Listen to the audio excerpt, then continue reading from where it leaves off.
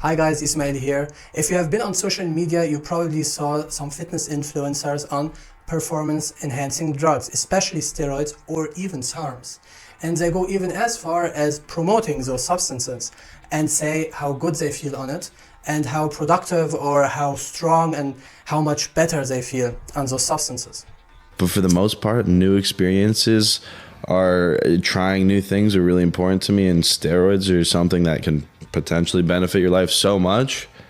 I think everyone should try it. And the real question is, does it feel good to be on androgens, especially testosterone? And does it have long-term bad effects even if you manage some side effects?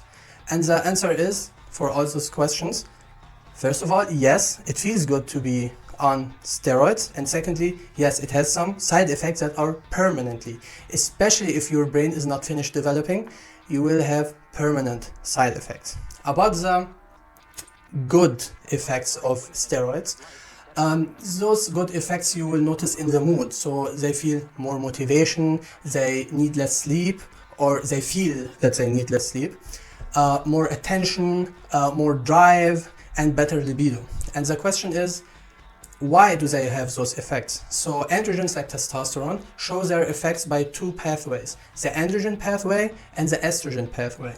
Not all androgens work on the estrogen pathway, like trenbolone does not work on this pathway because we have no aromatization. If you don't have aromatization, you don't have this activation of the estrogen receptor. Starting with the androgen receptor, why does it feel to activate the androgen, the masculinizing receptor?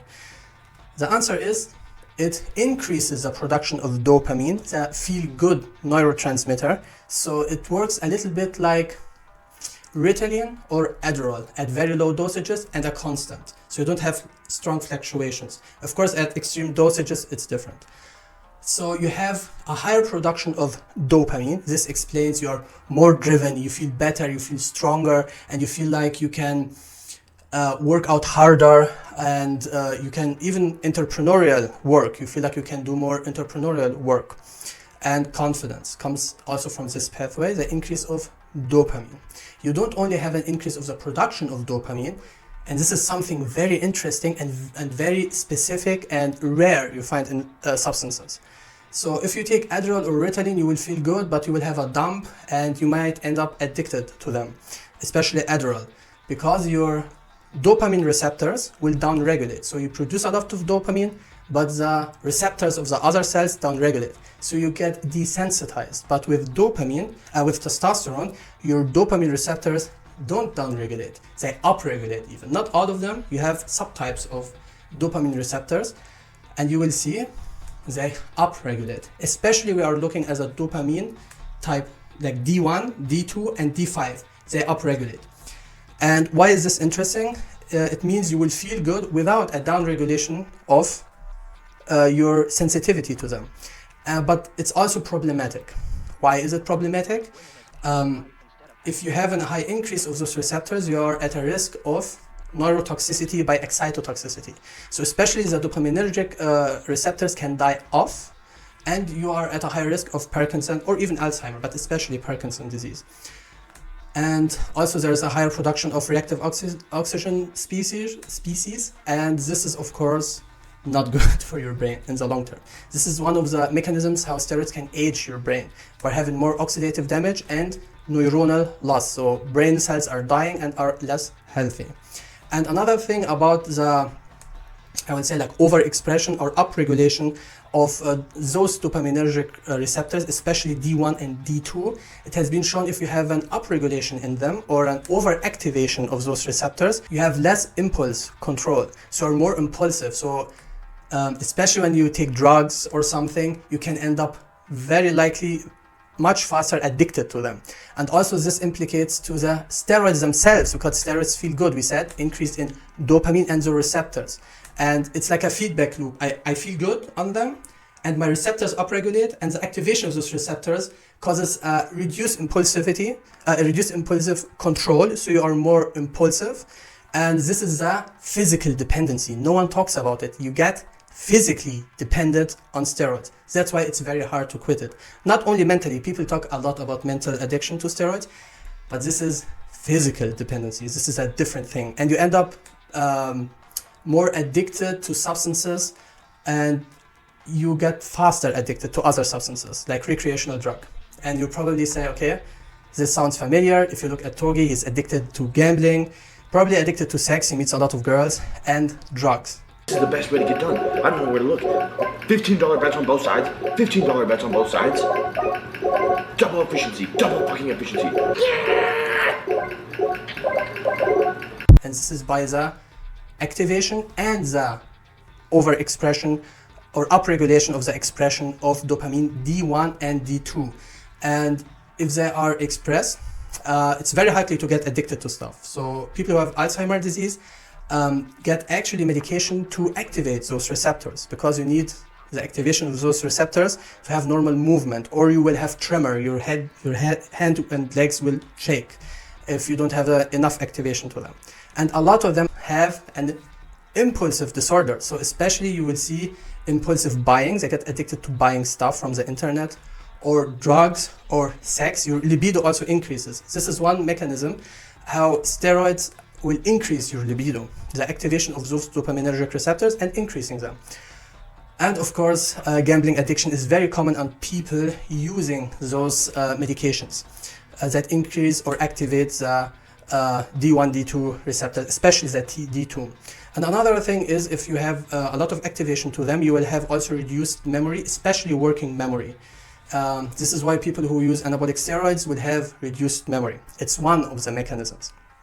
But you will feel much better in the short term, more attention, more driven, and you will feel like you need less sleep. Another mechanism is that androgens will increase the expression of adrenaline receptors, and this causes the elevated heart rate. This is why they have an enlarged heart often, people who use anabolic steroids for a long time. And this, of course, can cause cardiovascular risk and increased blood pressure. And this is why, sadly, we see some people have heart attacks. But in the short term, it feels good because you have higher adrenaline. It feels like you have more energy, you're more alert. And this is also one mechanism how Ritalin works. It does not increase the receptors of adrenaline, but it increases the amount of adrenaline. So at the end of the day, you have similar effects, the activation of the adrenaline receptor. And talking about addictions, you can see Alex Eubank, who said he was natural.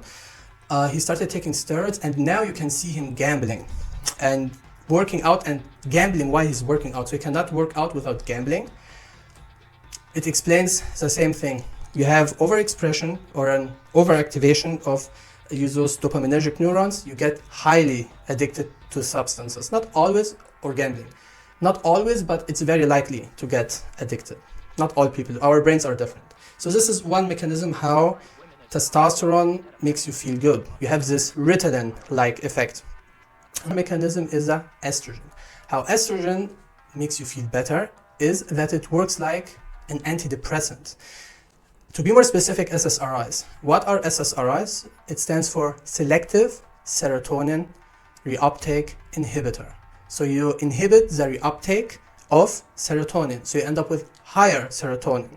So one cell produces serotonin and the other one has a receptor for it and reacts to it. And normally, without being enhanced, you have a specific amount of serotonin gets released, and you have serotonin enzymes that reuptake serotonin. They are called SERT. So they take the serotonin away from the synaptic cleft between the brain cells. And how SSRIs work, they block the reuptake, so you have more serotonin between two cells, and serotonin then causes an anti-anxiety effect, an anxiolytic effect, and also it causes neurogenesis, the growth and the production of new brain cells, and also it causes, of course, an antidepressive effect. And this is very important. And not only the activity of SERT gets decreased, the expression of it also gets decreased, but also monoamine oxidase A, the expression of it, gets reduced and it gets inhibited. what is monoamine oxidase A? It breaks down serotonin and dopamine, so you end up feeling better. And also it enhances the androgenic effect on dopamine. The more dopamine you have, the better you feel, the more serotonin you feel, also better, to an extent, to be more specific. And serotonin, mainly the good effect on the brain is on the estrogen receptor, to be more specific, in a region called dorsal raphe nucleus. And this is the most important structure in the brain for serotonin production. And your brain produces more serotonin. Why is this important? It's important because estrogen protects your brain from the androgens. When you have a lot of androgens in your body, like testosterone, it causes oxidative damage and excitotoxicity. The estrogen, on the other hand, reduces the damage from the androgens. So you should not block estrogen. The problem is when you take a lot of testosterone, you will have too much estrogen. And a lot of times bodybuilders block it. And when you block it, you don't have this protection effects from the serotonin and this anxiolytic, neurogenic and antidepressive effect.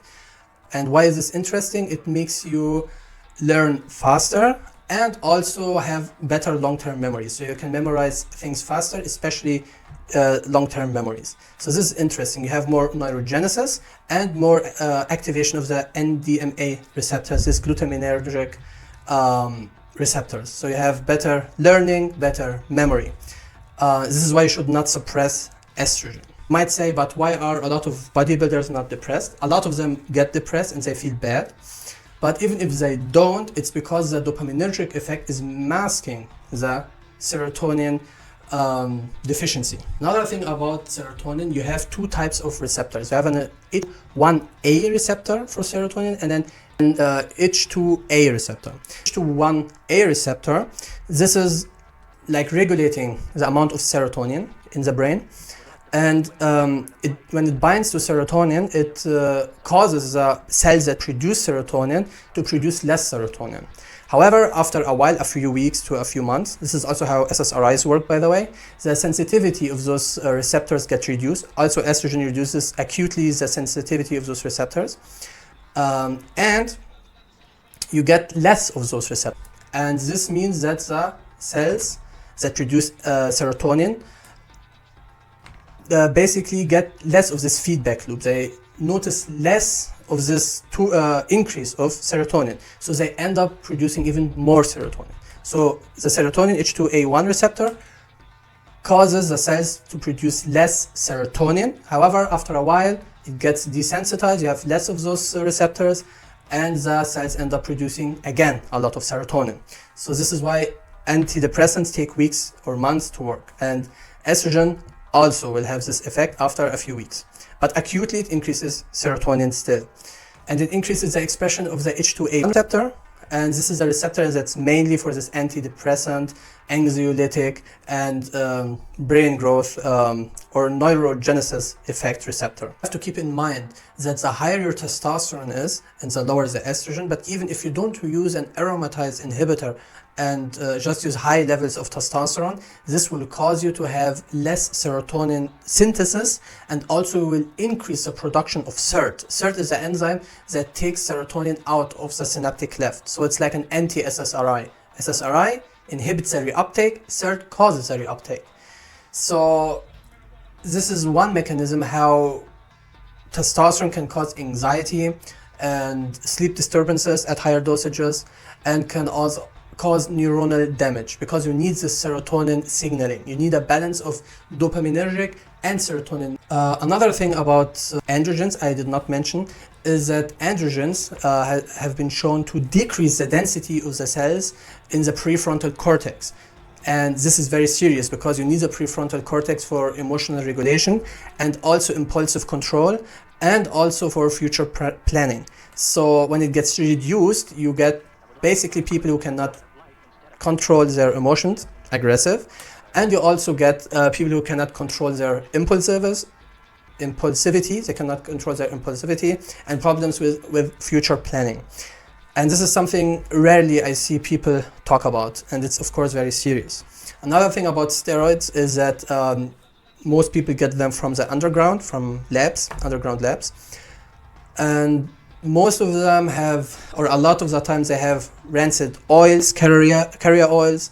They have a lot of toxic solvents, basically solving you from the inside out, causing inflammation, oxidative damage, and sadly they also have heavy metals, and those are very bad for your nervous system. It's very unhealthy for you. So this is also something you need to keep in mind. It's very serious. Yeah, that's why I think steroids are problematic, especially when you are still developing. Imagine your prefrontal cortex, especially this one, takes a lot of time to develop until the age of 25.